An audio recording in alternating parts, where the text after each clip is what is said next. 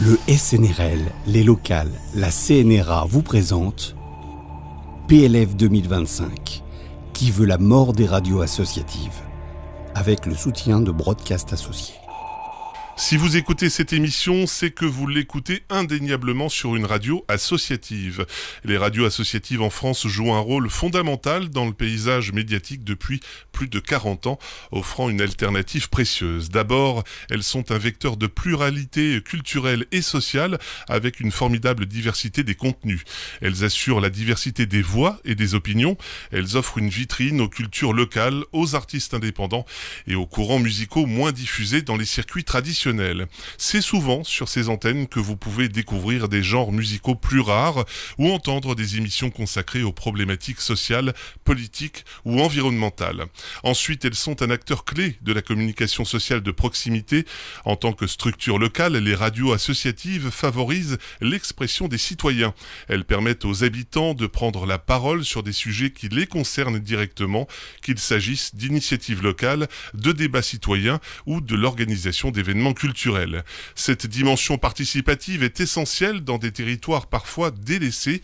Et enfin, les radios associatives jouent un rôle important dans l'éducation aux médias et dans la formation des jeunes. Elles forment de nombreux salariés et bénévoles au métier de la radio et participent activement à la transmission des compétences techniques et éditoriales. Ce rôle d'éveil critique et d'apprentissage est d'autant plus précieux à une époque où la défiance envers les médias grandit. Et enfin, les radios associatives sont aussi source d'innovation avec par exemple les premières expérimentations de radio numérique terrestre lancées à Nantes en 2007 par une poignée de passionnés. En somme, depuis plus de 40 ans, les radios associatives constituent un espace de liberté, de diversité et de proximité dans un paysage médiatique souvent standardisé. Elles sont un outil indispensable pour la vitalité culturelle et citoyenne en France. Mais tout cet édifice, tout cet espace de liberté est sur le point de vaciller, ou pire, sur le point de disparaître à cause d'un projet de loi de finances mortifère qui prévoit de réduire de 30% le fonds de soutien à l'expression radiophonique, socle du financement des radios associatives depuis les années 80. C'est l'objet de cette émission spéciale que nous vous proposons aujourd'hui avec ce titre évocateur, PLF 2025, qui veut la mort des radios associatives. Alors PLF, DGMIC, FSER, nous allons faire l'usage d'acronymes obscurs pour la plupart de nos auditeurs, mais rassurez-vous, on va tout vous expliquer grâce à nos deux invités. Jean-Marc Courrèges-Sénac, coprésident de la CNRA, la Confédération nationale des radios associatives, et de l'association Les Locales. Bonjour. Bonjour. Et puis Christophe Bedbédé, délégué général du SNRL, le syndicat national des radios libres, et membre du conseil d'administration de l'association Les Locales. Bonjour. Bonjour. Alors l'association Les Locales, c'est l'union inédite entre la CNRA et le SNRL qui symbolise l'engagement continu de ces deux organisations professionnelles pour la défense et la promotion des radios associatives. Donc le sujet aujourd'hui, c'est la baisse de ce fameux FSER. Est-ce que vous pouvez nous rappeler ce que sont d'abord des radios associatives et puis ce fameux FSER ? Radio associative, je pense qu'on va parler à deux voix. Les radios associatives, c'est très souvent des radios de territoire, c'est-à-dire qu'elles vont être impliquées dans une commune. Ensuite, ça peut être d'autres périmètres, et cantons, départements ou régions. Ce sont des radios qui vont être impliquées avec plusieurs missions qu'elles vont mener, des actions culturelles, d'innovation culturelle aussi, lutte contre les discriminations, il y a aussi le développement local. Et il y a une action qui est primordiale, c'est celle de l'éducation aux médias et à l'information, comme vous l'avez rappelé avec notamment la défiance des auditeurs et des auditrices par rapport à toute l'information qu'ils peuvent absorber, et notamment au niveau des réseaux sociaux où les fake news, désolé pour l'anglicisme, pullulent. Donc les radios associatives, ce sont des radios de territoire qui connaissent leur territoire, qui connaissent leurs auditeurs et leurs auditrices. Ces radios proposent quelque chose de différent par rapport aux autres médias mainstream, notamment les réseaux nationaux, parce qu'il n'y a pas de logique aussi commerciale derrière ces radios associatives. Donc on peut expérimenter des choses, ce que ne peuvent pas faire les radios dites commerciales. Donc voilà, les radios associatives, c'est vraiment des radios de territoire qui sont impliquées et qui travaillent pour le bien commun et pour la société. On connaît le nombre de radios associatives en France ? Il y en a plus de 750, plus de 750 services radiophoniques. Et les radios associatives, c'est aussi, alors ça va être un peu moins glamour, mais c'est aussi un statut. C'est-à-dire que les radios associatives, ce sont des radios dites de catégorie A, qui sont définies ainsi par la loi de communication et de l'information de 1986, et qui sont donc reconnues par la loi, qui a une mission de communication sociale de proximité à remplir. C'est ce qu'a très bien défini en fait par les faits Jean-Marc à l'instant.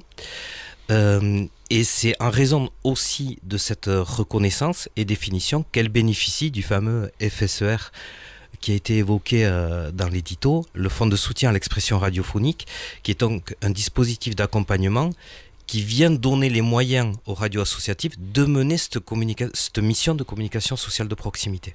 Ah. Je vais même être plus précis en ce qui concerne le Fonds de soutien à l'expression radiophonique.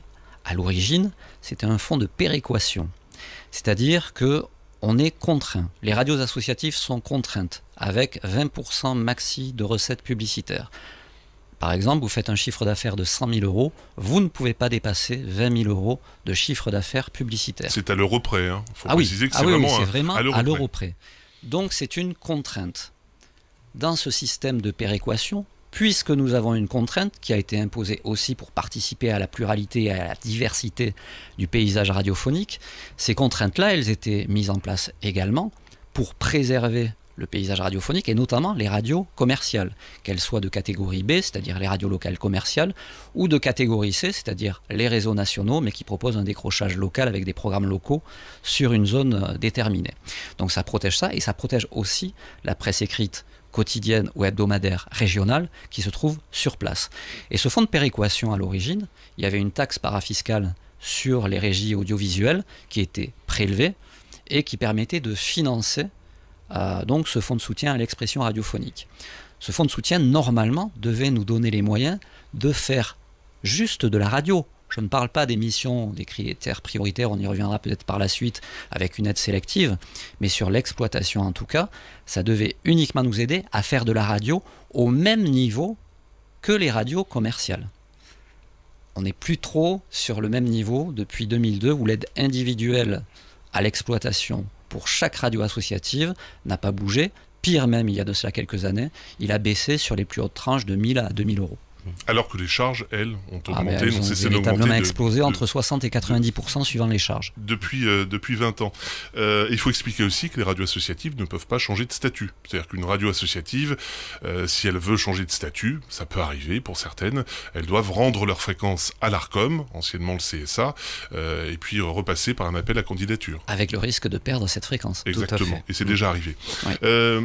Donc en quoi le fonds aujourd'hui, ça représente en général combien au niveau des radios associatives, au niveau de leur fonctionnement? Est-ce que pour certaines radios, est-ce que c'est juste le fonds de soutien qui les fait vivre ou, alors en moyenne, donc on a évoqué qu'il y a 780 radios associatives actuellement en France, ça représente en moyenne 40%, 40-50% de leurs ressources. Or, les typologies de radios étant très différentes, pour certaines, ça peut aller jusqu'à 80% de leurs ressources. Hein. Pour d'autres, un peu moins, mais en moyenne, c'est 40% de leurs ressources. Alors, donc ce qui nous fait venir aujourd'hui à ce micro, c'est l'histoire du PLF, le projet de loi de finances 2025. On va peut-être expliquer en quelques mots ce que c'est. Le PLF, c'est ce qui le gouvernement donc décide. C'est en gros le budget, voilà, les recettes et les dépenses pour l'année à venir qui doit être votée. Donc ce PLF, et dans ce PLF, il y a le volet culture et forcément le fonds de soutien à l'expression radiophonique. Et le gouvernement prévoit une baisse de 30% des crédits alloués à ce FSER. Quelles seront les répercussions concrètes pour les radios associatives en termes de financement et de maintien de leur activité par rapport à cette baisse qui est prévue? On va rappeler les chiffres, peut-être le fonds de soutien, c'est quasiment 30. Actuellement, c'est un tout petit peu plus de 35 millions d'euros. Et là, ça devrait passer à un tout petit peu plus de 24 millions d'euros. Donc on voit qu'on n'est pas sur une simple coupe budgétaire. C'est vraiment un cataclysme pour les radios associatives. Parce que, alors que, je le répète, l'aide à l'exploitation n'avait pas progressé depuis 2002, même elle avait baissé, mais là on doit avoir une baisse de 30%. sur des économies qui sont déjà fragiles, où les leviers de financement n'existent pas ou alors sont très très limités, et encore plus limités puisque dans ce PLF 2025, les collectivités locales et territoriales sont elles aussi, voient en tout cas elles aussi leur financement être sabré. Donc nous n'avons pas 36 000 leviers de financement au niveau des radios associatives. C'est vrai que dans un premier temps, lorsque l'aide à l'exploitation n'a pas progressé à partir de l'année 2002, c'est vrai qu'on a réussi à trouver des leviers de financement supplémentaires, mais qui très souvent provenaient de collectivités locales ou territoriales, ce qui nous a permis de compenser en fait la hausse des charges qui, elle, a toujours été constante et qui même s'est accélérée ces 3 dernières années. Donc on le voit, hein, cette coupe budgétaire, elle va plus que fragiliser les économies déjà fragiles des radios associatives, c'est un coup de guillotine, comme on l'a expliqué déjà dans le communiqué de presse qui a été envoyé. Parce qu'effectivement, les collectivités sont énormément impactées, donc les communes, les communautés de communes, d'agglomération, les départements, les régions qui contribuent elles également au financement souvent des radios associatives. Peut-être juste rajouter aussi un élément de contexte quand même sur... il y a le fond, le fond du fond d'ailleurs, le fond de la réduction, mais il y a aussi la forme qui vient aussi expliquer comment on a reçu ce message de réduction. Parce que dans le contexte d'économie globale qu'il fallait faire, qu'il y ait des réductions... on pouvait envisager quelque chose. Mais il y a la forme. Et la forme, elle est surtout que cette réduction n'a pas du tout été communiquée. Au sein du budget de la culture, ça s'est passé sous silence. Il n'y a pas d'explication. On ne sait pas pourquoi c'est la seule ligne du budget de la culture dans le programme Média Livre Éducation qui a été impactée. Et pas impactée autour de quelques broutilles. Vraiment 10 millions, 30%. Là, le fonds de soutien à l'expression radiophonique a été ciblé. Donc, en plus du fonds de l'impact économique sur lequel on aurait pu commencer à négocier sur faut-il diminuer, pas diminuer, comment faire pour la suite, c'est qu'en plus, il y a un ciblage de ce fonds et de notre secteur des radios. Et c'était d'autant plus surprenant qu'on ne s'y attendait pas du tout, d'une part. Toutes les dernières années, le fonds de soutien a été renforcé. Et en plus, à chaque fois par le soutien politique du propre ministère de la Culture.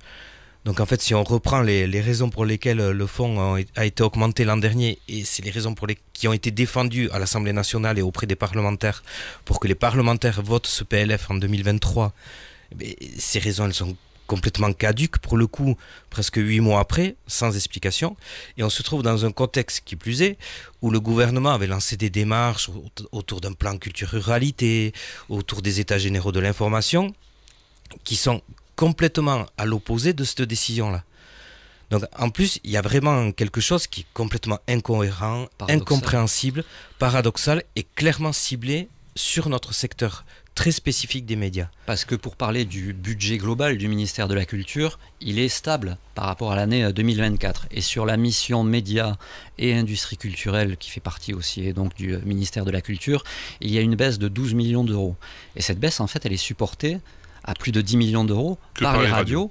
Donc plus de 87% de cette baisse est supportée par les radios associatives, alors que dans le budget global de la mission donc industrie culturelle et médias du ministère de la Culture, on ne représente que 4% de ce budget-là, de cette enveloppe-là. Au niveau du budget de l'audiovisuel public, on ne représente que 0,9%. Je parle lorsqu'on touche là les plus de 35 millions d'euros. Et sur le budget global du ministère de la Culture, c'est 0,32%. Donc nous, on a ressenti ça, mais vraiment comme le souhait d'une véritable exécution. Ça a été réfléchi, ça a été décidé, acté donc, puisque ça se retrouve dans le PLF. Maintenant, il faut voir si c'est véritablement assumé avec le vote de la représentation nationale. Alors, vous affirmez que 70 à 80% des radios associatives sont menacées de fermeture et plus de 800 emplois risquent d'être supprimés. Est-ce que vous pouvez expliquer ce que cela signifie pour les équipes qui font vivre ces radios au quotidien ? Alors on va être un peu caricatural parce qu'on n'a pas le détail en fait des conséquences que pourrait amener cette mesure, mais 35% ou 30% de moins sur le fonds de soutien, allez, on va caricaturer, c'est 30% de moins des subventions actuelles que touchent les radios.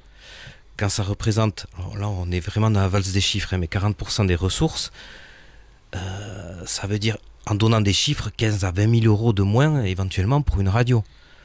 Donc c'est déjà quasiment un équivalent temps plein au niveau de nos salaires, ou un demi-temps plein, voilà. Et compte tenu sur les 780 radios, j'ai parlé d'une moyenne de 40%, c'est une moyenne de 3 ETP à peu près, au niveau des radios associatives. Mais il y a tout un tas de radios qui fonctionnent ou qu'avec des bénévoles, ou avec un seul salarié ou 2 salariés. Et là, on estime que c'est à peu près 200, 250 radios, 200 radios qui fonctionnent, qui ont cette typologie. Donc pour ces radios-là, à très court terme, c'est disparition. C'est une disparition. Et pour les autres radios, c'est donc 30% à minima de leur subvention qui diminue. Donc on a parlé de 70-80% impactés, mais c'est fortement impacté. Certaines pourront résister, elles ne disparaîtront pas. Mais l'impact sur leur activité sera majeur. Le pire, c'est aussi l'effet boule de neige qu'il va y avoir. C'est-à-dire qu'il y a tellement de dirigeants qui...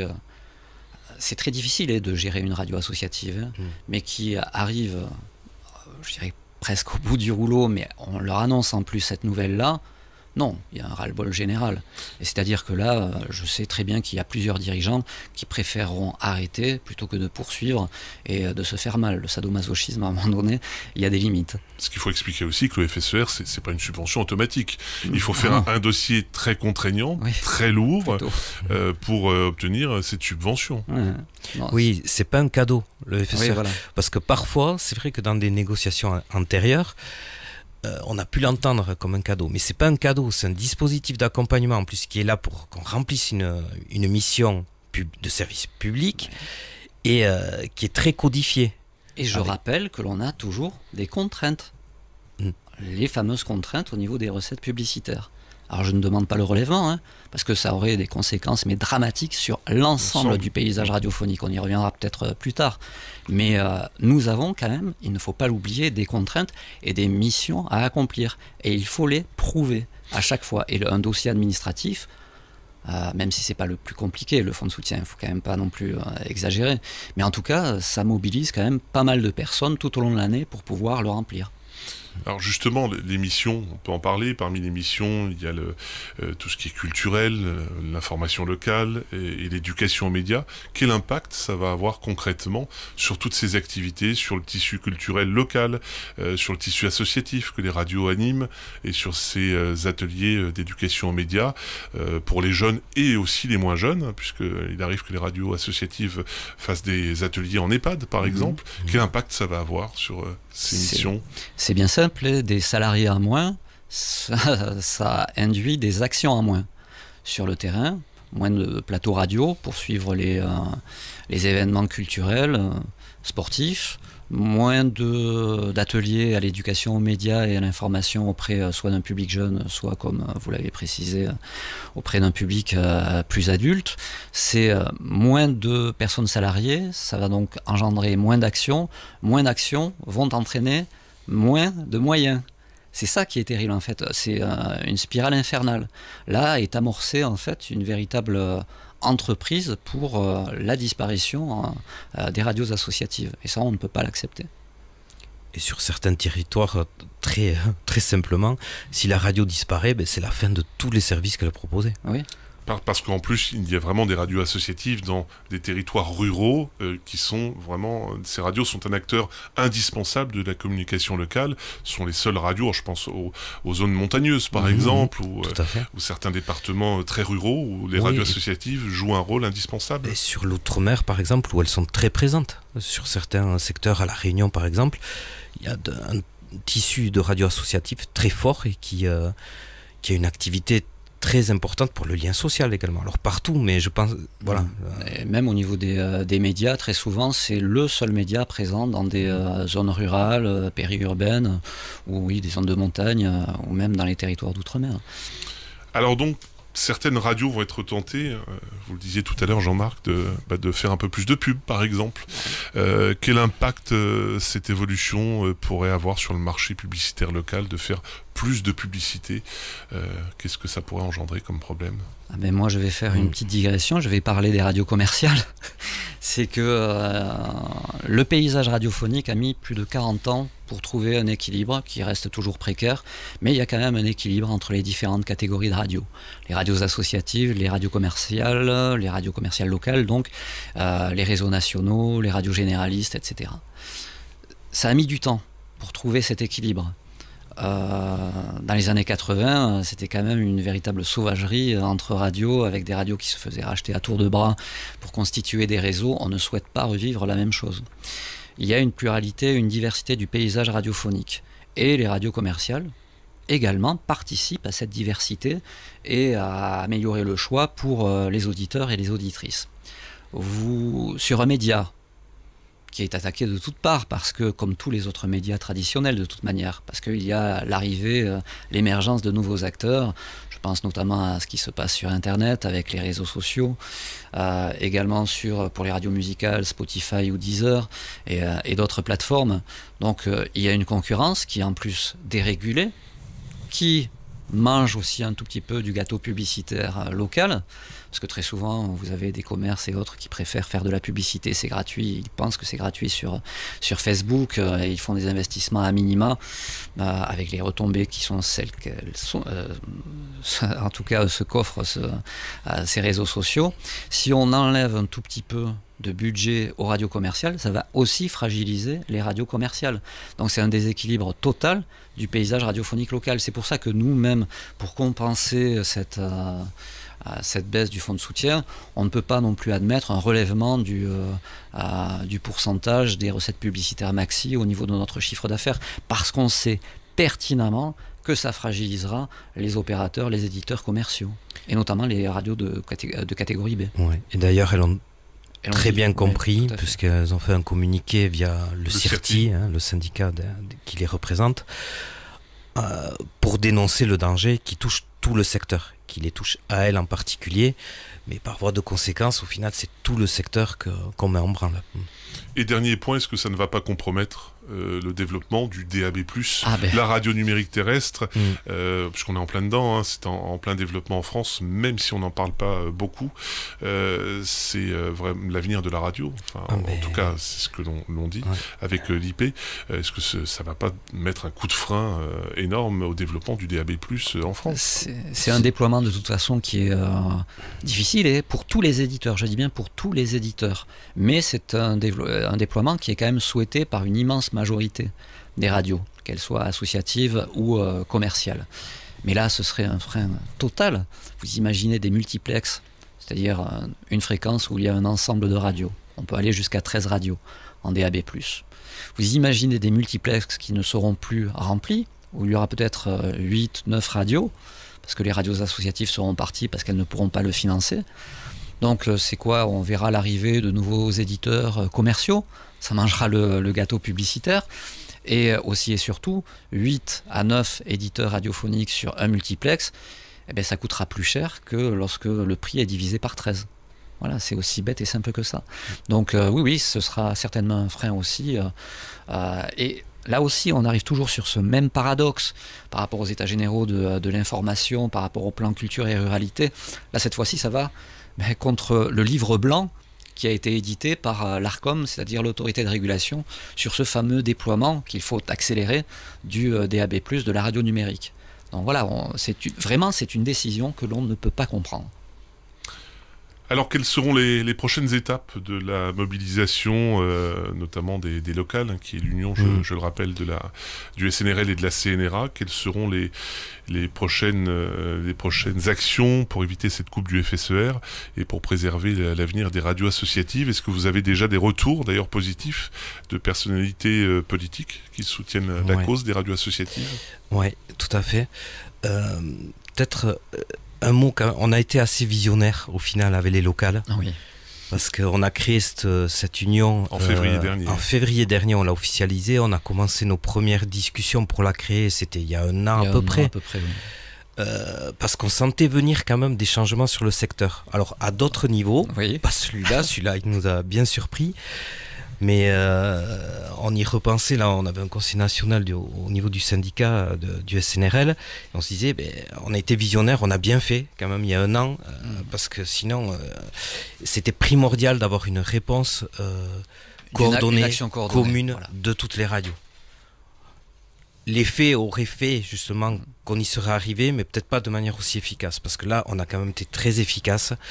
Quand on a, peu de temps. Voilà, quand on a eu l'info donc lors de la présentation du PLF qu'il a fallu vérifier, puisqu'elle n'était pas communiquée, on a réagi très vite, de manière collective au sein des locales.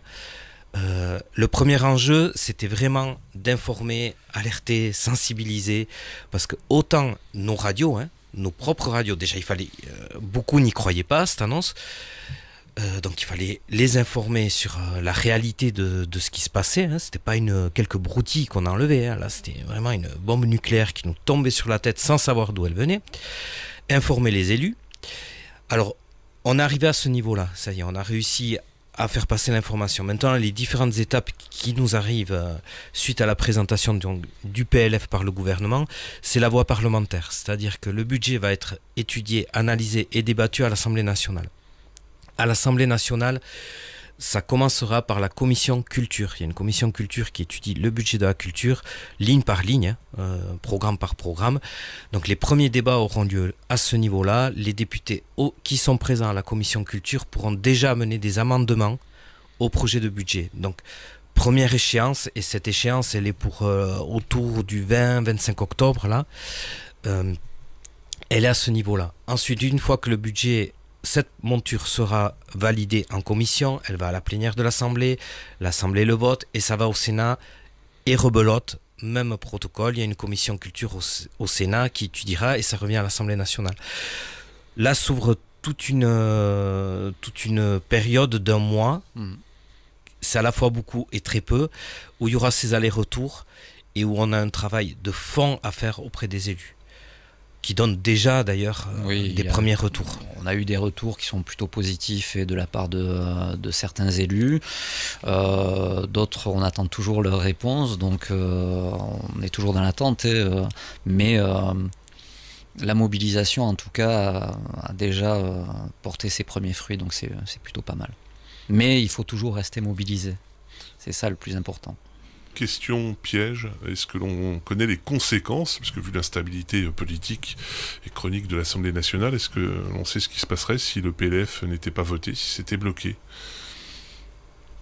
Alors, constitutionnellement, de toute façon, il peut y avoir un passage, pas via le 49.3, mais il peut y avoir des dépôts de motions de censure par la suite. Donc voilà, c'est tout le cheminement politique traditionnel lorsqu'il y a des lois ou des propositions de loi de finances, donc ça fait partie des lois qui sont votées devant la représentation nationale. Avant de se quitter, est-ce que vous avez un dernier message pour vos auditeurs et puis pour les radios associatives et puis aussi pour les décideurs politiques qui nous écoutent peut-être, pour les élus? Est-ce que vous avez un message, Christophe? Alors, pour les radios, on continuera à le dire, il faut rester mobilisé, il faut qu'elles continuent à informer, sensibiliser, alerter, et les auditeurs et leurs partenaires, qu'elles soient collectivités, associations, tous ceux qui viennent au micro de leur radio, pour bien prendre conscience de ce qui peut se passer et faire remonter aux parlementaires. Là, jusqu'à fin novembre, on est en fait dans ce processus-là. Moi, j'ai envie de faire passer un message aux personnes qui ont pris cette décision. C'est: est-ce que vous avez mesuré les conséquences de la disparition de centaines de radios associatives au niveau de notre société qui est plutôt très fractionnée actuellement? Les radios associatives, ce sont aussi des médias de cohésion où on trouve des débats plutôt apaisés sur nos antennes, et ça participe à la vie démocratique de notre pays. Donc je remercie quand même la forte mobilisation qu'il y a eu de la part des radios, parce qu'elle a été quand même assez immédiate, assez directe. Je remercie aussi les élus qui nous ont apporté leur soutien et qui continuent à apporter leur soutien, et à toutes les bonnes volontés. Par exemple, votre bonne volonté d'être venu pour animer cette émission, et aussi à Broadcast Associé, donc, qui nous accueille aujourd'hui pour cette émission. Très bien, merci Jean-Marc Courrèges-Sénac. Je le rappelle, vous êtes coprésident de la CNRA, Confédération nationale des radios associatives, et de l'association Les Locales.